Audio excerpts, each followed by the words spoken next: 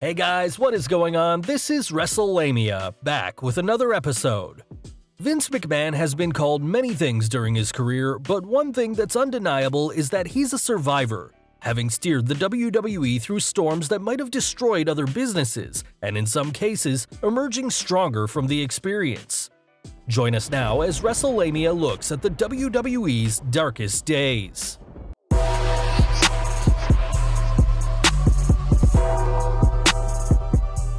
Number 1. Buying the WWF under the gun. If he didn't pay it back on time, his dad got the WWF back. Vince McMahon Sr. drove a hard bargain when he and his partners in the WWF agreed to sell the promotion to Vincent Kennedy McMahon. The deal was simple. The younger Vince was to pay his father and his partners back the cost of the WWF, a figure estimated at anywhere from $350,000 to $1 million within the stated time, or they had the option to nullify the deal if, quote, Vinny missed a single one of the monthly payments. McMahon hustled his way into paying off the WWF, his first step in his long campaign to become the king of the professional wrestling industry. Number 2. Gambling it all on WrestleMania.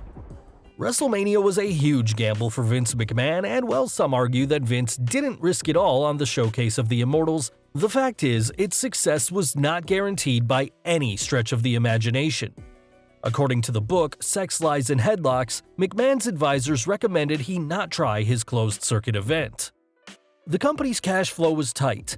He was paying out a small fortune, up to $10,000 a week to some stations, to guarantee All-Star Wrestling and its siblings had berths on broadcast television in major markets such as Chicago. On top of that, Hogan's novelty was starting to wear off. They were going to need a new star soon. Did Vinny really want to tie up his energy, not to mention what little cash flow he had, in a single super show that would involve hundreds of theaters and the inevitable technological hassles that came with closed-circuit broadcasts, not to mention advertising and promotion?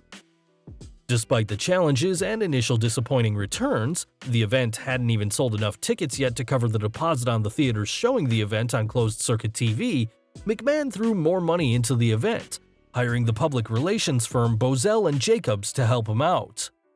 This and savvy promotion of WrestleMania, including Hulk Hogan and Mr. T appearing on Saturday Night Live the day before WrestleMania, turned the tide, and the first WrestleMania thrust the WWF ahead of its competitors. Number 3. The Steroid Trial. Arguably Vince McMahon's biggest personal battle, the United States criminal prosecution against Vince McMahon for steroid distribution also affected the WWF. Although the WWF would have continued without McMahon, it would be hard-pressed to carry on without McMahon's day-to-day guidance. Mr. McMahon knew he faced many years in federal prison if convicted and turned control of the WWF over to his wife Linda, and had legendary promoter Jerry Jarrett waiting in the wings to help out should he lose the case. Incredibly, McMahon prevailed at trial, astonishing the prosecution when he was found not guilty on all counts. Following the verdict, McMahon was quoted as saying, "I'm elated. Just like in wrestling, in the end, the good guys always win." The trial was harrowing, but it galvanized McMahon's resolve, making him willing to defy anyone and anything to succeed. He would find this resolve helped him as his company faced new challenges. Number 4. Charles Austin Injury Lawsuit. In an instant where the hazards of the ring proved real, enhancement talent Charles Austin was hurt during a tag team match against the Rockers. According to Goliath.com, Austin, who had been training to be a wrestler for a whole 6 weeks in 1990 when he was put into a tag match against a hot young WWE team called the Rockers, made up of Shawn Michaels and Marty Jannetty.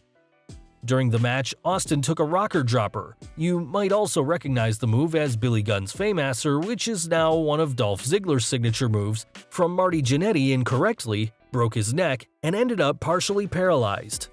Austin sued the Rockers and WWE for $3.8 million, and the court case dragged on for several years before a jury awarded him an incredible $26.7 million. The verdict was much more than expected because the jury agreed Austin should not have been put in that position, as he told Marty Jannetty he was not trained enough to take the move, and Jannetty, not realizing just how inexperienced Austin was, assured him that it was, quote, a piece of cake.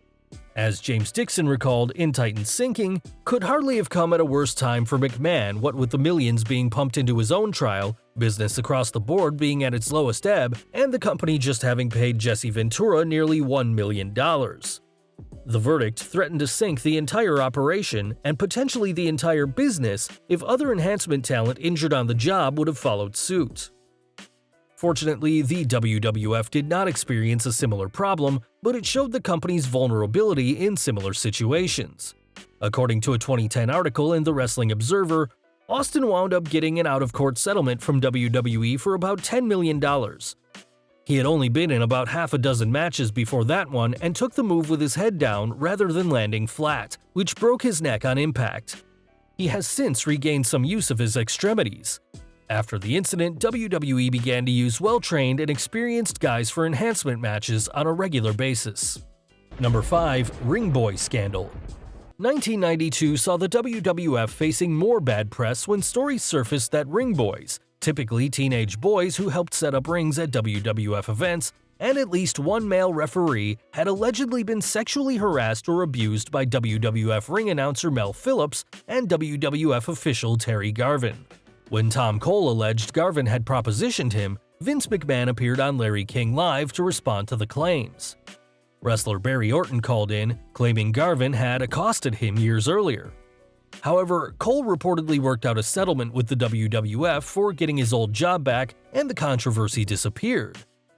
Phillips and Garvin were dismissed by the WWF along with Pat Patterson, but only Patterson would return. Further controversy arose when it was alleged Vince McMahon knew of the scandal and turned a blind eye to it. The scandal could have destroyed the WWF's family-friendly image, but the WWF seemed to navigate its way out of the potential morass. Number 6. The Monday Night War. 1995 was a terrible year for the WWF, so when Eric Bischoff was able to get a weekly show running against the WWF's flagship show Raw, things looked even bleaker for an already faltering WWF. Industry analysts wondered whether or not WCW's new show Nitro would split Raw's audience, but it ended up building its own audience. The problem, however, was that Bischoff's aggressive programming tactics, such as revealing the results of taped Raw matches and the New World Order angle, led to Nitro destroying Raw in the ratings, with seemingly no end to WCW's dominance. However, luck and experience helped Mr. McMahon develop the Attitude Era that turned the tide. Number 7. 1995. Some fans have no idea just how bad a year 1995 was for the WWF, thinking it was a low point but no worse than other lean years. The truth is that the company was struggling to sell tickets to live events, struggling to keep its stars, and struggling to find a way to fix things. James Dixon's Titan Sinking does a great job documenting the WWF's many problems that year, but in a nutshell, the WWF found itself in a situation similar to the one it's in now. Years of operating on cruise control after eliminating most of its competition finally caught up with it. Whether it was the WWF's failed outside ventures such as the World Bodybuilding Federation and IcoPro, the aforementioned lawsuits, or the Ring Boy scandals, everything built up into a critical mass that only made matters worse when business hit rock bottom and Eric Bischoff set to put the WWF out of business. As we know, this drove Vince McMahon to figure out a way to not only survive but prosper, leading to the Attitude Era and the WWF's ultimate victory over its competition. Number 8. Raw almost being cancelled. While legend has it that Raw was close to being cancelled during the late 90s due to sagging ratings, there's no hard evidence for that. However, the WWF's flagship Monday night show was almost cancelled after the notorious Pillman's Got a Gun angle on Raw. The use of a firearm on a wrestling program along with Pillman dropping the F-bomb on live TV reportedly led to complaints from parents and, more importantly, complaints from USA Network executives. The USA Network had aired Monday Night Raw since its debut, but executives Wayne Becker and Kay Kaplowitz were outraged at what they felt was a betrayal by McMahon, who had been admonished previously for pushing the envelope only to swear it wouldn't happen again. USA executives felt they could cancel Raw due to standards and practices clauses in the contract, but instead warned McMahon not to let it happen again. Vince appeared on Raw and apologized, but he realized he had stumbled onto something that might win the ratings war against Nitro. While the Pillman angle was risky, it cast light on a path for McMahon to take the WWF on, and when the show's rating increased, USA Network executives suddenly couldn't care less about the show's racy content. Number 9. Montreal Screwjob. Arguably the best example of a promoter taking lemons and making lemonade, the Montreal Screwjob saw Vince McMahon vilified for his mistreatment of Bret Hart at Survivor Series, and rightfully so. When Vinnie Mac tried to spin things his way, Bret screwed Bret, the fans gave him hell whenever he appeared on WWF TV.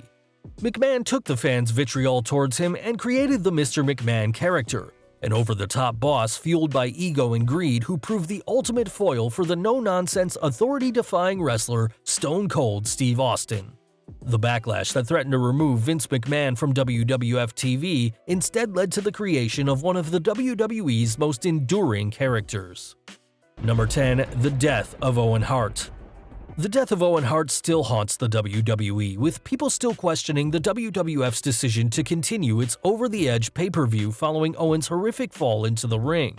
Owen's death was initially investigated by law enforcement, and while the WWF avoided any criminal prosecution for criminal negligence, Owen's widow Martha sued the WWF, arguing the WWF knowingly failed to take the proper safety precautions when they had Owen perform a stunt where he descended from the rafters. Had the case gone to trial and Martha Hart prevailed, the WWF faced bankruptcy.